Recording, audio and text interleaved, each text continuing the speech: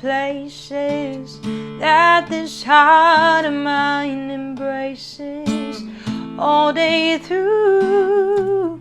In a small cafe, the park, across the way, the children's carousel, the chestnut trees, the wishing well.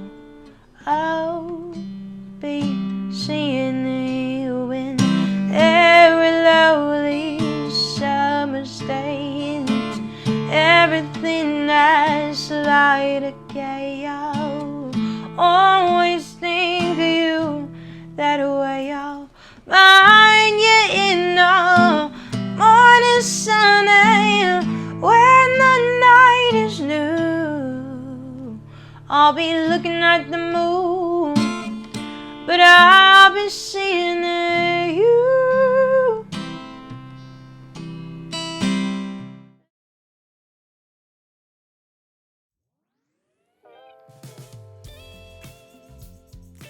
Hey everybody, welcome to episode 11 of Covers Off the Street, my music vlog, and thank you so much for your amazing request of I'll Be Seeing You by the amazing, fantastic, legendary Billie Holiday.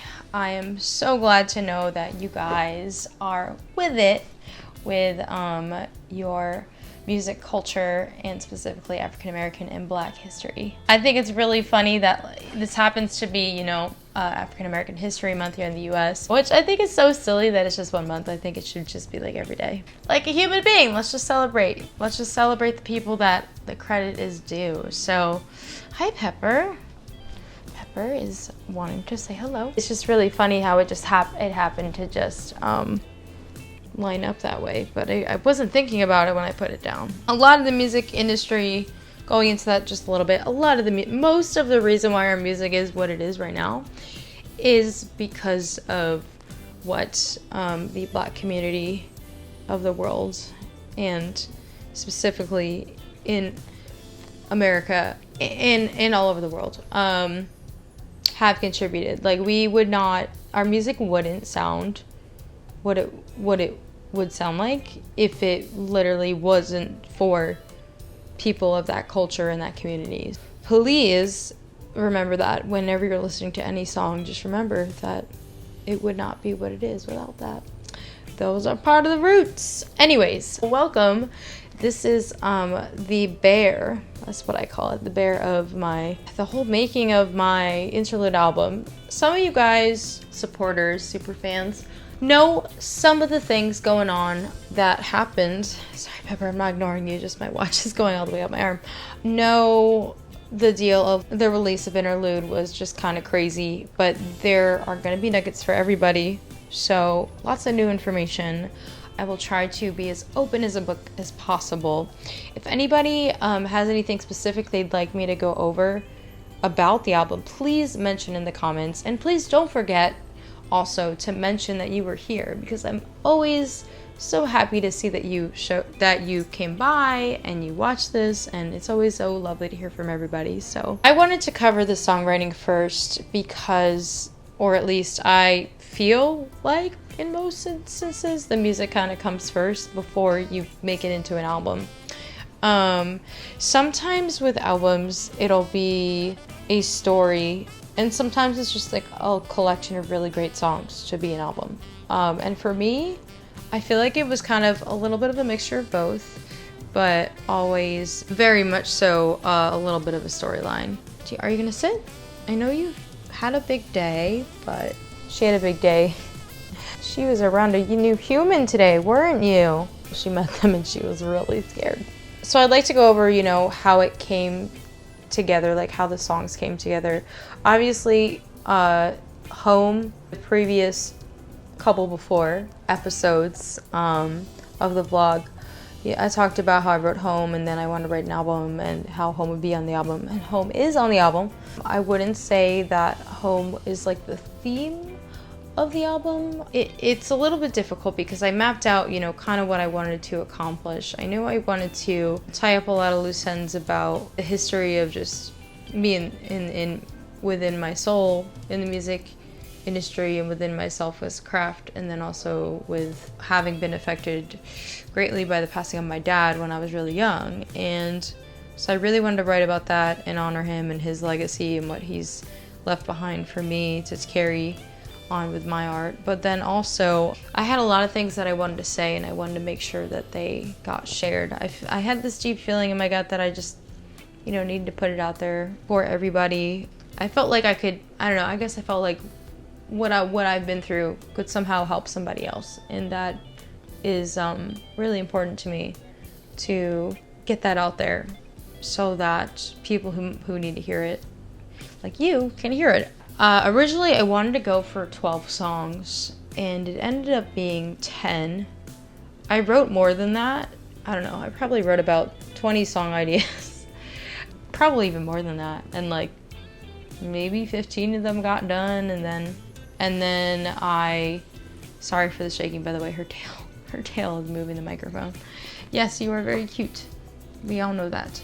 It was more important to make sure that I had quality versus quantity, and it's not like I guess I'm my own label in this instance of when that was released, so it's not like I had to follow the rule of 12.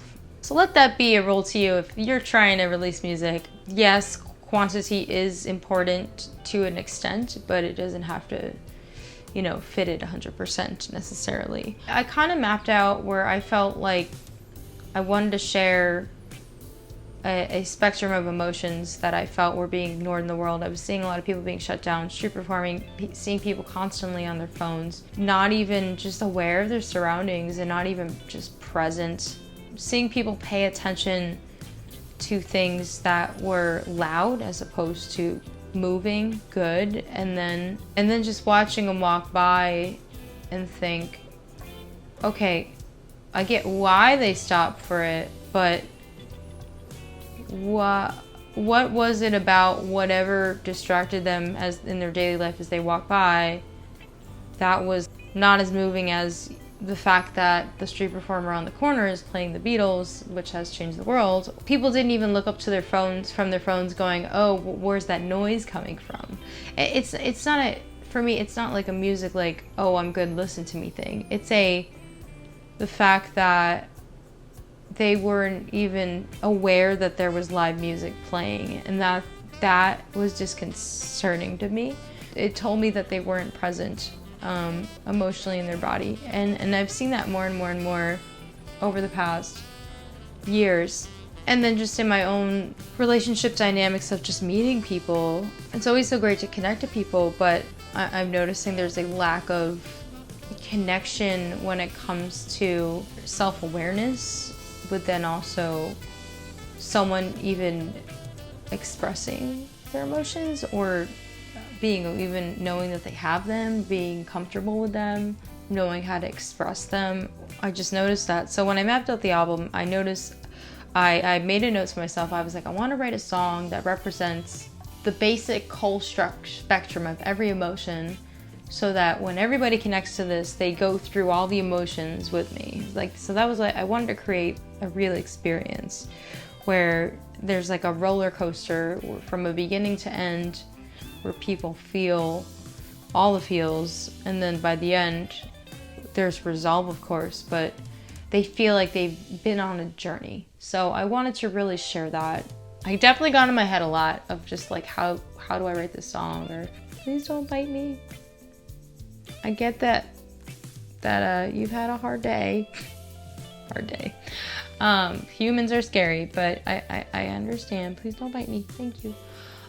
She's just being playful. But anyways, that's kind of like what I kind of put out for myself into the universe.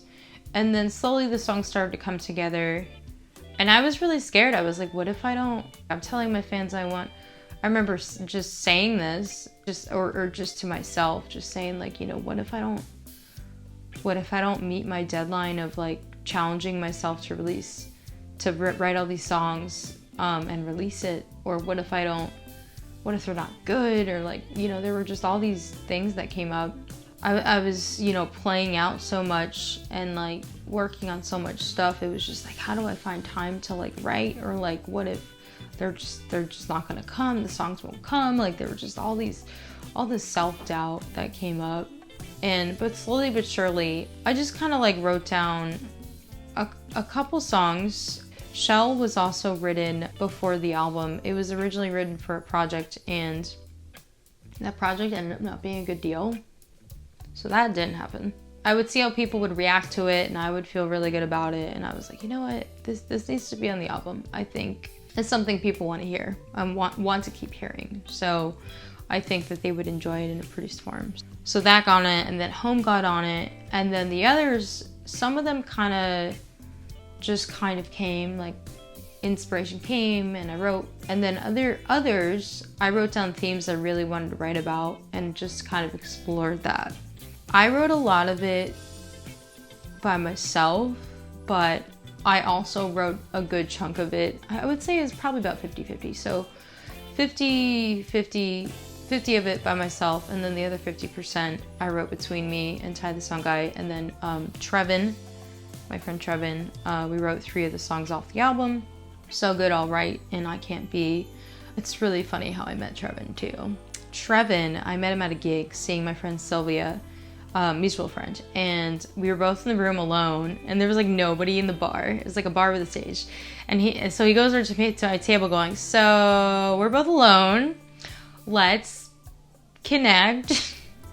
And then, you know, it happened to like work out where we were cool and stuff, and then he said, you know, this is like really, I know we just met, but like I'm kind of between places right now.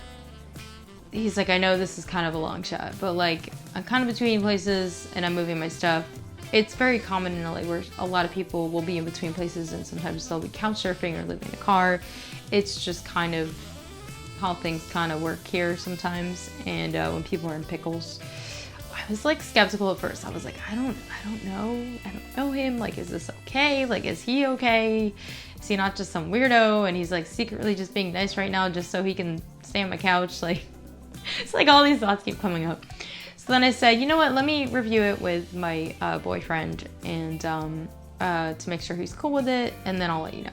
So I call him, we review it, and then my boyfriend's like, yeah, I think it'll be okay. So then Trevin, I tell him, and then he's like, oh, okay, like cool. So I'll just like follow you back. It works out. He stays on my couch, and my boyfriend had been touring at the time. He was like on the road. I think he was still with Willow Smith then, and so yeah, they were like touring at one point, doing some shows. So he comes home, it's like late at night, he's like, hey, I really need to play guitar.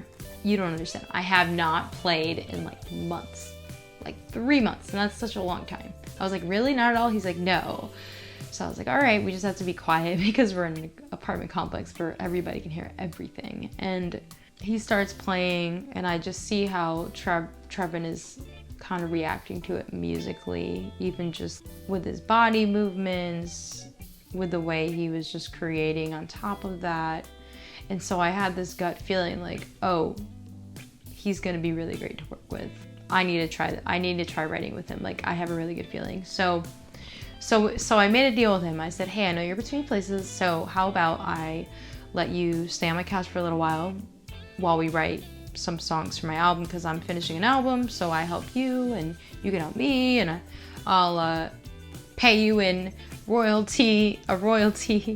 couch and some meals. And he was like, yeah, that works great, thank you. The songs that came out, All Right, So Good, and I Can't Be, are probably, you know, some of the fan favorites off the album. So it worked out, and I'm so grateful about it. If you guys saw the Nam show on my YouTube, and the Nam behind the scenes, he's the tall, lengthy, skinny guy who's always having all the fun, which I hope you guys enjoyed that. And if you haven't seen it, please feel free to watch after this. Yeah, so that worked out.